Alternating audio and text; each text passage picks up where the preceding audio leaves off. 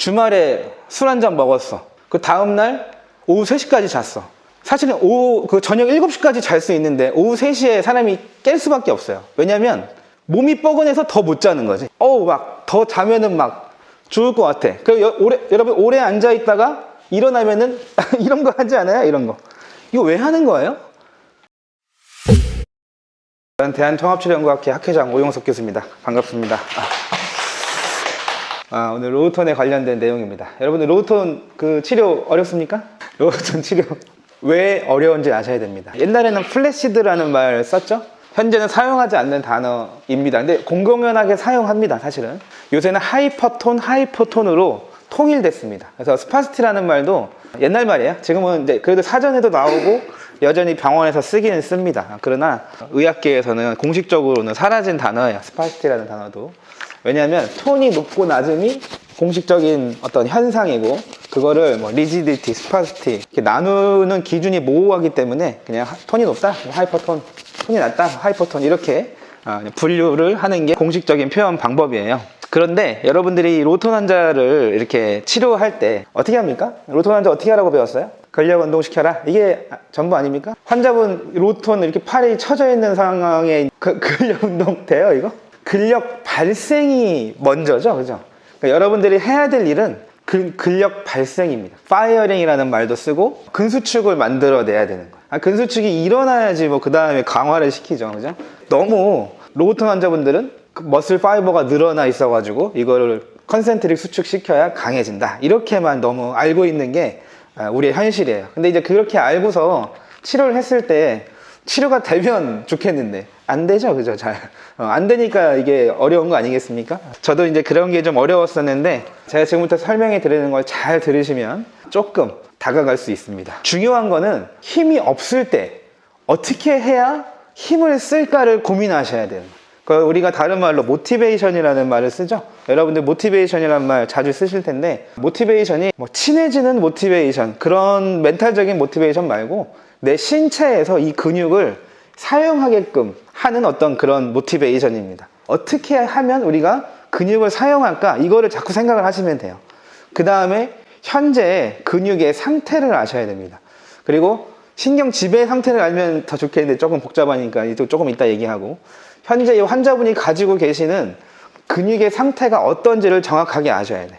우리는 강직은 근육이 짧아졌다, 로우톤은 근육이 늘어났다, 이거 이외에는 사실 아는 게 없잖아요. 머슬 안에는 수많은 성분과 파이버들의 다발이 들어있기 때문에 우리가 딱 이렇게 불변의 진리, 짧아졌다, 늘어났다, 이것만 가지고는 그 수많은 파이버를 다 이해하고 치료할 수가 없습니다. 파이버의 상태, 그리고 능동적이냐 수동적이냐 이런 것도 아셔야 되고, 우리 몸에는 또 근육만 있는 게 아니잖아요. 소프티슈, 물론 근육도 소프티슈인데 보통 임상에서는 머슬, 소프티슈 그냥 이렇게 분류하죠. 머슬도 원래 소프티슈에 들어가는 건데 머슬 이외에 기타 소프티슈를 이제 통틀어서 소프티슈라고 얘기하죠.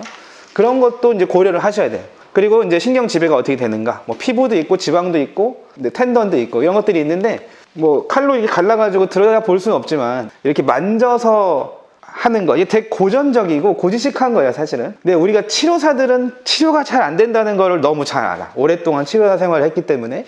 OS 파트, 허리 아프고 어깨 통증 치료하는 도수 물리치료사들이 있죠, 그죠? 그 사람들도 항상 고민하는 게 그거예요. 고쳐지질 않는다예요, 한마디로 얘기하면. 그러니까 어깨 통증 어떻게 고치는지 수많은 치료법들이 존재하는데 결국 했더니 고쳐지지 않는다, 이게 가장 걱정입니다, 항상. 근데 신경계는 더하죠. 제가 이런 말도 가끔 하는데, 내가 리칭 여기서 환자분들 팔 여기서 이만큼 뻗는 거 한 번도 못 해보고 치료사 생활 끝나는 사람도 있다, 이렇게 표현을 한단 말이죠.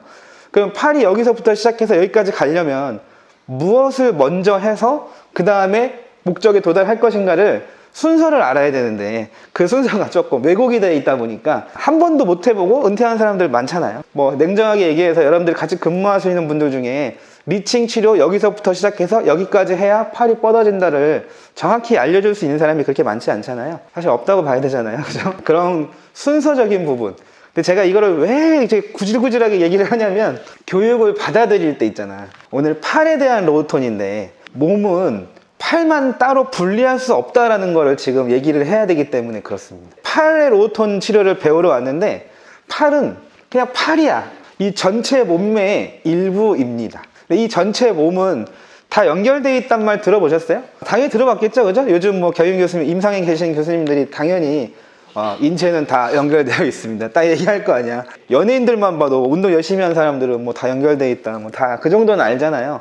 근데 우리가 연결되어 있다를 아는데 연결되게 치료를 할 줄을 잘 모른다는 이야기예요. 그리고 이거 잘 안 하려고 그래요. 팔만 만져서 팔을 좋아지게 하면 참 좋겠는데 그렇게 할 수 있는 사람은 존재하지 않아. 우리 인체는 발생을 해가지고 내배엽, 중배엽, 외배엽, 신체가 이제 수정이 딱 돼서 정자난자가 수정이 돼서 심장부터 발생해서, 심장부터 발생한다는 거는 여기가 최초의 운동점이라는 거를 아셔야 되는 겁니다. 여기가 그러니까 여기에 이렇게 먼저 숨을 쉬기 시작해가지고 영양분을 공급받아가지고 인지력이 생기고 근력이 생기는 거예요. 그러니까 팔은 여기서부터 최초 발생부터 시작해서는 가장 마지막 단계입니다. 팔을 치료해내기 위해서는 뭐가 필요한 거예요? 이게 필요한 거야. 이런 거. 그러니까 팔까지 도달하기 위해서 그 전에 어떠한, 그러니까 연결되어 있다는 걸 다 알고 있으니까 우리는 그 어떤 연결을 어떻게 처치해야 이게 팔까지 가느냐. 특히 로우톤 환자 같은 경우에는 그런 게 아주 중요합니다.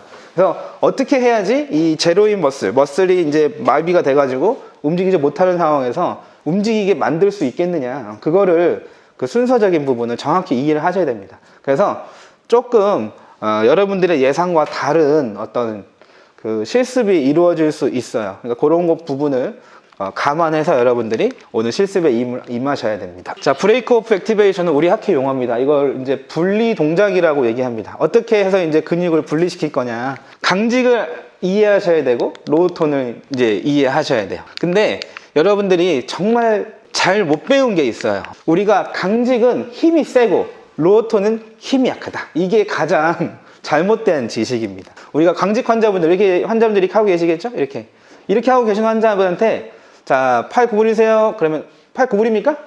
이렇게 하겠죠? 이렇게. 이건 팔 구부린 게 아니죠? 그죠? 그러니까 어딘가를 사용한 건 맞긴 한데, 근데 로우톤 환자분한테 팔 구부리세요. 그럼 어떻게 해요? 이렇게 하지 않아요? 똑같이? 강직 환자도 이렇게 하고, 로우톤 환자도 이렇게 하거든요? 강직과 로우톤에 발생되는 움직임의 패턴이 어때? 똑같다. 왜 똑같냐면은, 강직도 어때요? 마비고, 로우톤도 마비다. 그러면은 우리가 여기서부터 이제 자, 팔 구부리세요. 그랬더니 이거 못 구부렸어. 이렇게 했어요. 이렇게. 그러면 이 근력이 강했기 때문에 이걸 못하는 겁니까? 약했기 때문에 이걸 못하는 겁니까? 약했기 때문에. 그래서 강직은 뭐라고 지금 나오는 거예요? 강직 환자도 어때? 위크니스이다. 그러니까 근력이 약하다를 아셔야 됩니다. 그러니까 우리는 강직은 뒤에 이제 강직의 이제 정의가 나올 텐데, 여기 보시면 이제 알파 모터 뉴런의 하이퍼 익사이테이터리 이렇게 얘기를 했어요. 이 알파 모터 뉴런의 하이퍼하다는 거는 톤이 높다입니다. 톤이 높다. 근력이 세다가 아니다. 톤이 높은 것과 근력이 세다를 구분할 줄 아셔야 돼요. 그러니까 강직 환자는 톤은 높은데 근력은 약해. 그러니까 머슬 파워가 없어. 그럼 우리가 강직 환자분한테 해드려야 될 건 뭐예요? 근력 운동을 해주셔야 돼요. 우리가 이제 하이포톤, 우리 로우톤 환자분들 근력 운동 시켜줘라 이렇게 얘기를 했는데, 똑같이 강직 환자분도 근력 운동을 시켜주셔야 됩니다. 그러니까 우리가 근데 근력 운동을 어떻게 시켜야 되냐면은, 이렇게 팔 이렇게 된 환자분들 딱 오셔가지고 이제 앉으시면은 여러분들 뭐부터 시작합니까? 잡고 펴기부터 시작하겠죠, 그죠? 자, 일단 펴. 이렇게 돼 있으니까 이렇게 펴고 싶잖아요, 사람이. 근데 이제 펴는 거를 왜 펴는 거냐 이거야. 왜? 뭐가 어떻게 된 겁니까? 그걸 정확히 정의할 줄 아셔야 돼요. 내가 지금 치유한 행위가 어떠한 변화를 일으켰는지, 어떤 수준의 파이버가 지금 이렇게 됐길래 얘가 여기서 이동을 어떻게 했나, 신경 지배는 받은 건지 안 받은 건지, 어떤 머슬 파이버가 뭐 이렇게 늘어난 건지, 그런 것을 잘 모르면 이게 다음에 치료가 안 돼. 그러니까 내가 스트레칭을 했을 때는 강직에 영향을 줄 수 없다며, 줄 수 없다. 그러니까 강직의 회복에 스트레칭 행위는 영향을 줄 수 없다. 왜냐면 우리가 이제 이렇게 폈을 때는 머슬의 섬유, 파이버는 늘어나요. 이렇게. 머슬의 파이버는 늘어나는데, 여러분들 머슬은 신경의 지배를 받게 돼 있잖아요. 죽은 사람 근육을 이렇게 놔두면은 얘가 수축합니까? 수축을 안 해요. 왜냐하면 근육은 명령을 받아야 수축을 하기 때문에 그래. 그러니까 내가 명령을 받지 않은 움직임을 부여했을 때는 얘는 신경 발달에, 한마디로 신경 회복에 영향을 미치지 못한다. 강직이라는 것 자체가 알파모터 뉴런, 신경의 지배를 받는 그런 질환이기 때문에 그렇습니다. 하이퍼톤이라는 것 자체가 벌써 신경 지배를 받는 어떤 상태라고 하는 거야. 이렇게 얘가 근육이 짧아져서 이렇게 된 게 아니라 신경 명령을 이렇게 받고 있기 때문에 이렇게 하고 있다라고 하는 거예요. 근데 내가 이거를 신경 명령의 변화 없이 그냥 펴기만 해서는 회복이 안 됩니다. 그래서 여러분들 이거 백날 땡겨도 우리 이제 2년 차만 돼도 잘 아시잖아요. 이거 1년 동안 열심히 땡겼는데 환자분의 팔이 여기서부터 여기까지 펴지지 않죠, 그죠? 그러니까 그거를 관점을 좀 바꿔내셔야 됩니다. 이걸 치료하려면 여러분들이 여기서 이 팔을 이렇게 만들고 싶다면은 그 관점이 바뀌어야 돼. 이거를 백날 땡기는 거는 아무 의미가 없어요. 그래서 내가 열심히 땡겼는데 근데 오늘 30분 동안 땡겼더니 조금 이렇게 되는 경우 있어요, 그죠? 그럼 이건 뭐가 변했길래 여기서 이만큼 온 거예요? 근데 이렇게 됐다가 환자분한테 자 수고하셨습니다 이러고 환자분 일어나자마자 다시 이렇게 집에 가잖아요, 이렇게, 그죠? 여기서부터 잠깐 이렇게 온 거는 뭐예요? 그게 바로 신경의 지배를 받지 않는 소프티슈의 변화입니다. 근막부터 시작해서 뭐 캡슐, 시노비알, 리가멘트 이런 것들의 영향이 좀 있었기 때문에 잠깐 이렇게 됐다가 근데 결국에는 신경 지배를 받는 액티브한 무브먼트를 만들어내지 못하면은 얘는 액티브한 무브먼트 단 한 번에 그 파이버들이 다시 제 위치로 돌아가는 경향이 있어요. 이게 바로 관성의 법칙입니다. 항상성의 유지. 환자분은 원래 상태로 돌아가려고 하는 습성을 가지고 있어. 그러니까 내가 그 원래 상태로 돌아가려고 하는 습성 자체를 변화시키지 못하면 다시 돌아갑니다. 그러면 내가 하는 거는 그냥 노가다일 뿐이에요. 그래서 여러분들이 이런 거 강직은 신경지배를 받는 거고 근력이 약한 거다. 그리고 스트레칭으로는 치료할 수 없다. 그걸 아셔야 됩니다. 결국에는 뭐를 만들어내야 되는 거냐면은 환자분이 스스로 여기서 이렇게 움직이는 팔로 만들어내셔야 돼요. 근데 근육은 특성이 있어요. 특히 상지 근육 같은 경우에는 잡아 당기는 힘이 60% 이상입니다. 66%라 그래, 역학에서. 66% 당기는 힘이야. 그 다음에 뭐가 있냐면 순서가 이래요, 순서가. 이게 무슨 순서냐면은 적은 힘을 들이고도 근수축을 일으킬 수 있는 근수축 형태의 순서입니다. 근수축은 컨센트릭, 아이소메트릭, 이센트릭 세 가지 형태가 있는데 그 중에 컨센트릭이 가장 쉽고 그 다음에 아이소메트릭, 그 다음이 그러니까 이센트릭이 가장 어려워요. 근데 우리는 지금 이렇게 된 팔을 이렇게 만들고 싶잖아요. 그러면 당연히 이제 여기서 펴잖아요. 근데 이 펴는 거는 뭐야? 가장 어려운 거야. 그러니까 한마디로 얘기하면 구부리게 하지 않고 편다는 거는 걷지 못하는 사람한테 뛰라고 하는 거랑 똑같은 거다 이거지. 먼저 구부리고 그리고 펴야 펴진다를 아셔야 됩니다. 이게 순서예요, 순서. 여러분들이 이제 눈에 보이는 대로 짧아진 근육만 자꾸 늘려버릇 하셨기 때문에 이게 잘 안 펴지는 거지. 한번 구부릴 수 있는 머슬을 만들어주면 이게 위크니스가 있으니까 이렇게 해줘야 된다는 이야기지. 우리는 이렇게 된 팔을 이렇게 구부릴 생각 자체를 못 하잖아요. 그런데 그렇지 않고 위크니스가 있는 이 강직 팔도 구부렸다 펴셔야 됩니다. 근데 구부렸다 펴잖아요? 펴져요, 진짜로. 일단 그 개념을 일단 세워야 돼. 물론 그 과정까지 가는 것도 되게 쉬운 건 아니지만 일단 이게 되지 않으면 이게 안 된다부터 아시고 접근해야 그나마 회복될 가능성이 확률이 올라갑니다. 그러니까 근데 우리가 근육이 이렇게 짧아진 상태에서 근력을 쓰는 것보다 이렇게 길어진 상태에서 근육을 쓰는 게 훨씬 근활성화에 도움이 되잖아요. 그래서 늘리는 거. 그러니까 여러분이 강직 팔을 얘가 짧기 때문에 눈으로 봤을 때 팔이 구부려져 있으니까 편다. 이거는 초등학생도 아는 거야. 우리는 전문가이기 때문에 왜 내가 이 팔을 이만큼 벌렸는지 이렇게 펴게 했는지를 아셔야 되는데 그것은 뭐냐면 강직이 있는 팔을 컨센트릭을 만들기 위해서 근육을 펴신 겁니다. 그거에 대해서 정확히 아셔야 돼요. 그러니까. 그걸 편 다음에 컨센트릭을 만들고 그 다음 이센트릭을 만들어 내셔야 됩니다. 강직은 그렇게 치료하는 거예요. 자, 두 번째 이제 진짜 로우톤을 한번 볼게요. 로우톤은 뭐 이런 단어들로 표현이 되죠. 여기 보시면 하이퍼톤, 이게 가장 정확한 단어입니다. 요새는 이제 플래시드란 말도 잘 쓰지 않고 이런 문제도 좀 있군요. 감각 문제도 좀 생긴다. 뭐 여기까지는 뭐 다 어느 정도 아는 거야. 그런데 중요한 건 이겁니다. 로우톤 머슬이 과연 늘어나 있냐 이거죠.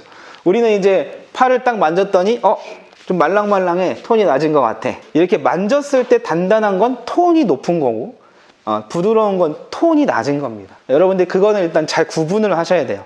톤이 높다와 근육이 짧아졌다를 일치시키시면 안 됩니다. 톤이 높다와 길이가 짧다는 완전히 다른 개념이에요. 완전히 다른 개념. 근데 우리가 로우톤 근육을 딱 만져가지고 이렇게 그러네? 그럼 마치 우리 머릿속에는 로우톤의 근육이 어떻게 돼 있다고 느낍니까? 이렇게 돼 있다고 느껴지지 않아요? 우리가 이런 식으로 세뇌를 당해왔기 때문에. 주말에 술 한 잔 먹었어. 그 다음날 오후 3시까지 잤어. 사실은 저녁 7시까지 잘 수 있는데 오후 3시에 사람이 깰 수밖에 없어요. 왜냐면 몸이 뻐근해서 더 못 자는 거지. 이렇게 더 자면은 막 죽을 것 같아. 여러분 오래 앉아 있다가 일어나면은 이런 거 하지 않아요? 이런 거. 이거 왜 하는 거예요? 오래 앉았다 일어나니까 자, 오래 앉아 있으면은 머슬이 어떻게 되어 있기 때문에 이런 걸 하는 겁니까? 근육이 짧아지니까. 오래 쓰지 않으면 근육은 어떻게 되는 거야? 짧아지게 돼 있어. 짧아졌다는 표현 되게 조심해서 쓰셔야 되는데, 여기 이제 편하게 설명을 제가 하기 위해서 짧아졌다는 표현을 그냥 쓸게요. 로우톤 환자분들은 스트로크가 와서 재활병원에 오기까지 길게는 한 2달 정도 걸리고, 짧게는 한 30일 정도 걸리는데, 여러분 전날 술 먹고 다음날 오후만 돼도 어때요? 그것도 아닌지 그냥 수업 시간 50분만 앉아있다 일어나도 어때? 이러잖아요, 그죠? 사람의 근육은 단 몇 분만 움직이지 않아도 어떻게 돼? 응축하는 습성을 가지고 있다. 여러분들이 지금 만나는 로우톤 환자분의 그 머슬이, 파이버가 이렇게 돼 있는 게 아니라 어떻게 돼 있다는 거예요? 늘어나 있냐, 과연? 그렇지 않고 못 알아듣는 거야. 줄어들었다. 이걸 아셔야 돼요, 이걸 몰랐기 때문에 거기다가 아무리 웨이트를 달아가지고 힘을 쓰게 하려고 해도 써지지 않는 겁니다. 근육이 응축이 되어 있는 상태에서, 안 그래도 지금 신경 지배를 못 받아가지고 톤이 높지 않은 상황인데 길이까지 짧은 상황에서 힘을 쓰겠냐 이거야. 오히려 강직 환자보다 힘쓰기가 어렵겠죠. 그래서 로우톤 머슬이 꿈쩍도 안 하는 겁니다. 그러니까 여러분들이 로우톤 환자의 근육을 딱 맞대했을 때 뭐부터 해주셔야 되는 거야? 길이 늘리기부터 해주셔야 됩니다. 그렇게 해서 제 길이로 가야 로우톤 환자의 머슬이 발생이 되고 그 다음에 강화가 되는 거예요. 그게 안 돼. 그 작업이 없으면 로우톤 환자는 머슬이 살아나지 않습니다. 아셨죠? 반드시 그거 하셔야 돼요. 여러분 로우톤 강의를 준비한 거는 바로 이것 때문에 그런 겁니다. 많은 사람들이 다 증명을 해놨어요. 이거 다 이제 논문에서 다 따온 거야 이거. 우리가 머슬 파이버가 움직인다는 sarcomere가, 그러니까 액틴이 움직여가지고 sarcomere가 줄어드는 거. 이게 이제 근수축인데 이게 이제 실제 길이 개념이거든요. 우리가 패시브하게 길이를 늘려주면 이 작업이 일어나지 않기 때문에 여러분들이 패시브로 이렇게 스트레칭 효과 없어요. 안 하셔도 돼요. 물론 이제 실제로는 하긴 해야 되겠죠. 우리가 뭐 시간 안에 여러 가지 작업을 해야 되니까 뭐 스트레칭이 한 0.5% 정도 효과를 발휘한다라고 보시면 됩니다. 근데 이제 스트레칭을 너무 큰 효과라고 우리가 알고 있고 대부분 그걸 100%로 활용하고 있는 실정이에요. 솔직하게 말씀드립니다. 그냥 짧으면 일단 늘리기부터 시작한다는 그런 개념으로 치료하기 때문에. 그런데 그거는 우리가 그 브레인과 머슬 사이에 끊어진 어떤 연결을 되살릴 수 없다. 그죠? 그거를 반드시 아셔야 됩니다. 그런데 여러분들 그 SCI 환자분들 파라플레이지아 하체 이렇게 보면은 다리가 어떻게 되어 있습니까? 되게 얇아져 있죠? 얇아져 있어. SCI 로우톤 환자분들 보시면은 이게 얇아진 게 어떻게 보면 당연하다라고 느끼잖아요. 우리가 알고 있는 대로 로우톤이라고 하는 게 근육이 늘어났기 때문에 이게 얇아지겠습니까? 이게 줄어들었기 때문에 이게 얇아지겠습니까? 그죠? 상식적으로 봤을 때. 그러니까 스트로크 환자분들의 근육 상태도 그 얇아짐이 동일하다 이거야. 파라플레이지아 환자보다. 근데 파라플레이지아는 단 한순간에 움직임도 일어나지 않기 때문에 그 얇아짐이 급속도로 진행되는 거고, 스트로크 환자는 우리가 알게 모르게 조금씩 쓴다라고 하는 거야. 뭔가 웨이트 베어링이나 어떤 운동 동원 순서가 빠른 부위는 저절로 회복되는 어떤 메커니즘들이 있기 때문에 알게 모르게 조금씩이라도 사용을 하기 때문에 그 줄어듦이 속도가 좀 늦는 겁니다. 그러면 이제 우리가 길이가 짧아진 건 이제 액틴, 여기 sarcomere가 줄어든 게 이제 길이가 짧아진 건데, 그 다음에 두꺼웠던 다리가 사용하지 않아서 얇아지는 거, 이걸 뭐라 그래요? 그건 길이가 짧아진 게 아니라 뭐가 어떻게 된 겁니까? 그게 바로 디스유즈 아트로피입니다. 여러분들이 이 디스유즈 아트로피와 길이 개념, 톤 개념, 조인트 컨트럭처, 스페즘, 스티프함 이런 거 다 구분할 줄 아셔야 돼요. 다 치료법이 달라. 근데 한두 가지의 개념만 성립이 돼 있으면은 금방 구분해서 금방 치료해낼 수가 있어요. 우리가 그걸 잘 안 했기 때문에 어려운 거야. 머슬의 핵 자체가 탈락이 될 정도로 근육의 섬유가 줄어든다 이거. 로우톤 환자 치료할 때는 어떻게? 일단 길이 확보를 하셔야 되고, 그 다음에 뭘 해주셔야 됩니까? 넓이를 넓혀주셔야 됩니다. 여기 넓이를 넓혀주시는 작업을 반드시 해주셔야 됩니다. 넓이를 넓혀주고 길이 확보가 돼야 그 다음에 머슬이 발생할까 말까야. 머리에서 이제 얘를 발생하게 만들어줘야 되잖아요. 근데 이 작업도 안 하고 이걸 발생은 안 된다. 그 다음에 이제 운동 동원 여러 가지가 있어요. 그래서 여러분들이 로우톤 환자는 반드시 이 개념이 있다라고 하는 거를 아셔야 됩니다. 근력 운동부터 덤비는 게 아니라 이 상태를 이렇게 변화시켜주고 하는 게 여러분들이 먼저 해주셔야 된다. 이거 보시면 줄어들어 있고 그 다음에 넓이가 축소되어 있다. 그죠? 이걸 디스유즈 아트로피라고 얘기한다. 이 개념을 반드시 알고 계셔야 됩니다. 그래서 결론적으로는 로우톤 쇼트닝과 강직의 쇼트닝은 메커니즘은 달라요. 왜냐하면 강직은 신경계 자체가 얘를 당기고 있는 상황인 거고 로우톤은 신경 지배 자체가 안 되고 있는 상황인데 근육의 상태는 어때? 얘도 이렇게 당기고는 있지만 어때? 시간이 흐르면 똑같이 디스유즈 아트로피가 생기는 거예요. 우리는 이렇게 돼 있으면은 얘는 지금 이쪽으로는 운동할 필요가 전혀 없다라고 자꾸 생각한단 말이지. 근데 얘도 이렇게 오래 있었기 때문에 얘도 아트로피가 있어요. 신경 지배만 이렇게 되고 있을 뿐이야. 그래서 반드시 이렇게, 그 다음 이렇게. 로우톤도 이렇게. 근데 아트로피가 조금 더 진행돼 있을 가능성이 크니까 꼭 이렇게 근력 운동만 시키는 게 아니라 길이 확보, 넓이 넓혀주셔야 된다. 아셨죠? 그 개념을 반드시 아셔야 된다. 그래서 결국에는 로우톤이나 강직이나 시작 자세는 똑같아요. 강직도 근육 늘리고 시작하는 거고 로우톤도 근육 늘리고 시작하는 거예요. 근데 그 근육을 늘리는 거를 이제 어떻게 할 건지를 제가 일단 실습 때 보여드리도록 할게요. 자, 로우톤의 치료 원칙이라는 게 있어요. 운동 동원 순서 아주 중요합니다. 이거. 운동 동원 순서가 아까 말씀드린 대로 태아가 심장부터 태어나서 사지, 팔다리, 분리까지 가는 과정이잖아요. 그게 그대로 운동 동원 순서예요. 심장과 가까운 이 부위부터 먼저 움직임이 발생해서 사지로 넘어가는 겁니다. 머리에서 신경이 내려와서 우리 신경이 여기서 시작되진 않잖아요. 그죠? 또 신경은 머리에서 시작하잖아요. 여기서 시작해서 팔까지 신경이 이렇게 가는데 머리에서 팔로 바로 가는 게 아니라 거쳐가게 되어 있어요. 이렇게. 그러면은 머리에서 요 전기 신호가 이렇게 가서 여기서 이렇게 쫙 퍼져가지고 이렇게 가는데 이 거치는 부분의 기능이 나오지 않은데 이 가는 기능이 나오겠냐 이거야. 팔을 치료하려고 해도 어떻게 그 가는 과정에 있는 어떤 부분의 치료를 할 줄 아셔야만 팔을 치료할 줄 아는 사람이 된다 이겁니다. 결국에는 그걸 제가 오늘 알려줘야 되기 때문에 계속 또 강조를 하는 거예요. 그래서 이런 머슬들, 여러분 트랜스버스 어브도미니스 머슬 치료해 보신 적 있으세요? 이런 걸 할 줄 아셔야 돼요. 이런 걸. 물론 멀티피더스 머슬이 가장 짧은 머슬은 아니지만 어쨌든 코어 머슬 중에 우리가 연구된 것 중에는 가장 빠르다 뭐 이런 식으로 되어 있기 때문에 이런 머슬들도 사실 치료할 줄 아셔야 됩니다. 제가 이것만 오늘 조금 운동법을 알려드릴 거예요. 근데 아까 말씀드린 컨센트릭 먼저 발생된다. 강직이 이렇게 있어도 이 동작을 만들어내셔야 이 동작이 나온다. 그걸 꼭 아셔야 됩니다. 그 다음에 얼라이먼트 맞춰야 된다. 타입 1 머슬을 치료해야 된다. 타입 2 머슬보다 타입 1 머슬이 4배 더 많습니다. 4배. 80%, 20%예요. 여러분들이 치료를 잘하는 사람이 되려면은 인체에 대해서 더 많이 아셔야 되는데 80%에 해당하는 타입 1 머슬을 더 많이 아는 게 20%에 해당하는 타입 2 머슬을 많이 아는 것보다 훨씬 더 실력 향상에 도움이 됩니다. 그래서 그것도 제가 강조를 해드릴 거고 웨이트 베어링 이것도 이따 해볼 거예요. 이 웨이트 베어링 때 제가 아까 이제 어떻게 해야 근육이 발생되나 이런 말씀을 드렸는데 여러분들 그 옛날에 동물의 왕국 같은 거 보십니까? 어미새가 낭떠러지에서 새끼 새를 떨어뜨리는 거 그런 거 보신 적 있죠, 그죠? 그럼 그 새끼 새가 이렇게 떨어지다가 어떻게 해요? 날아가죠, 이렇게. 그 어미새가 그 새끼 새를 왜 낭떠러지에서 떨어뜨리는 겁니까?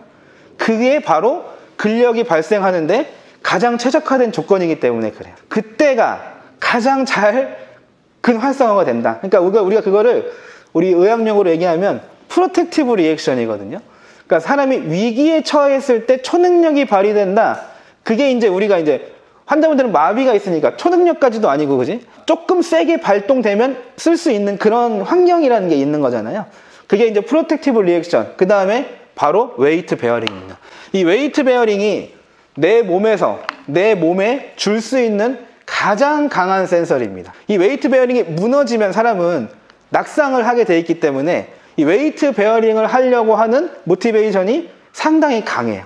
그러니까 그 환경을 만들어줄 때 없던 근육이 발생될 확률이 올라간다 이거예요. 그게 가장 없는 근육을 생겨나게 할 수 있는 가장 좋은 방법이라고 보시면 됩니다. 아니면 진짜 낭떠러지에서 떨어뜨리던가. 우리가 그냥 치료실 환경에서 줄 수 있는 내 몸에서 센서리를 발휘해서 할 수 있으니까 우리가 상지도 마찬가지라는 이야기야. 근데 상징을 우리가 항상 리칭 좋은데 리칭은 오픈 카이네틱 체인으로 나가는 거잖아요.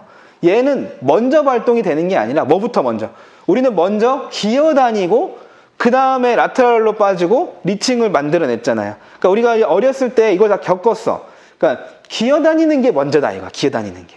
기어다닌다는 게 뭐예요? 바로 클로즈 카이네틱 체인, 웨이트 베어링을 얘기하는 거야. 그러니까 웨이트 베어링이 먼저 발생하고 그 다음에 오픈이 발생하는 거야. 이 순서를 로톤, 제로 머슬에는 반드시 적용할 줄 아셔야 됩니다. 로톤을 치료한다는 건 근력 운동을 시켜서 리칭을 만들겠다 이거 가기 전에 일단 머슬 발생을 시켜야 된다. 이 개념을 아셔야 돼요. 이 개념. 그래서 그 어떤 동작을 통해서 그걸 만들어낼 것이냐 이것을 계속 고민을 하시는 겁니다. 잠깐 쉬었다가 실습을 시작하도록 할게요. 잠깐 쉬겠습니다.